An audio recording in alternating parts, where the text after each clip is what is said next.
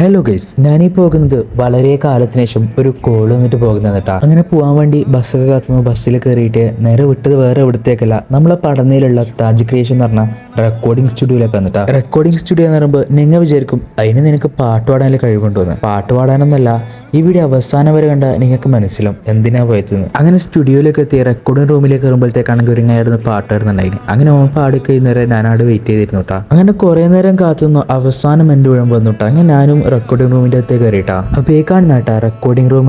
ഇതിൻ്റെ അകത്ത് നിന്ന് പല ഗായികമാരും വളർന്നു നിന്നേട്ടാ. അങ്ങനെ അവസാനം എൻ്റെ റെക്കോർഡിങ് സ്റ്റാർട്ടായിട്ടാ. അപ്പോൾ അങ്ങനെ റെക്കോർഡിങ് ചെയ്ത് പുറത്തിറങ്ങിയിട്ടാ. അപ്പോൾ എന്താണ് റെക്കോർഡ് ചെയ്ത സംഭവം നിങ്ങൾക്ക് അറിയണ്ടേ? അപ്പോൾ റെക്കോർഡ് ചെയ്ത സംഭവം ഞാൻ കേട്ടിട്ട് അഭിപ്രായം കേട്ടാ. ഗുണമേന്മയുള്ള tiles gum, epoxy, waterproof, tile levelling clay, spacer എന്നിവ ഫാക്ടറിയിൽ നിന്നും നേരിട്ട് നിങ്ങളുടെ കൈകളിലേക്ക്.